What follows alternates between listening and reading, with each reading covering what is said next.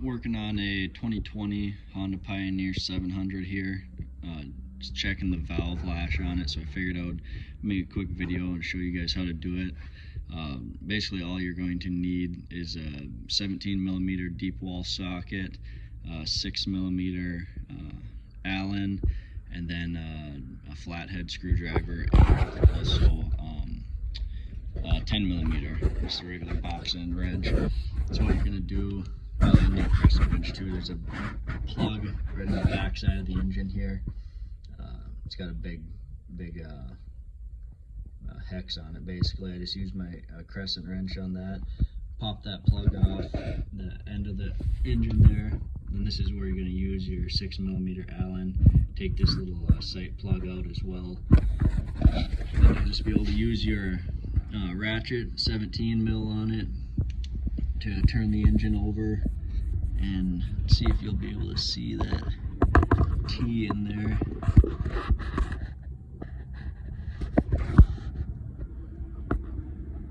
Light might be too bright for it. Anyways, let's see if I can get closer to it.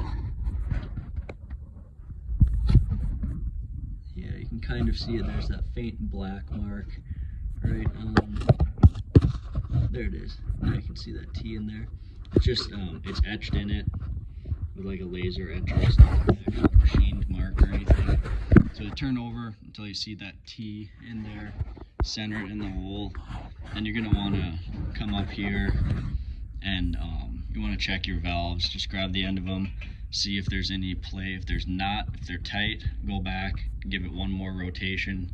You're probably on the exhaust stroke. Rotate it one more time around until it's back at the T again. Then come up here and check it, and there should be a little bit of slop in at least one of your valves.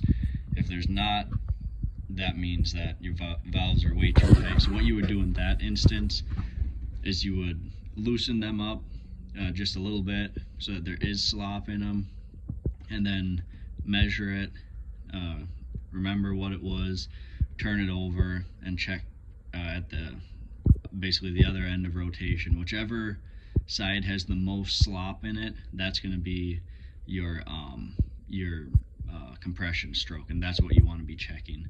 And so basically, but that doesn't happen too often. So in normal circumstances, you're going to turn it over until you feel a little bit of play in those valves, and then just use a feeler gauge. The intake on these 700s is set at 6 thousandths. The exhaust valves are set at 13 thousandths, and they are pretty particular about that. It's only plus or minus 1 thou. And so all you do to adjust those is just loosen up this little lock nut on here. This is the 10mm. You can adjust it with your flathead screwdriver, and then just use your feeler gauge. Adjust it a little bit at a time, tighten it down, recheck it until you have them in spec. Then you can put your valve covers back on, or your rocker inspection covers, I guess, back on, and then put it all back together and you should be good. Thank you.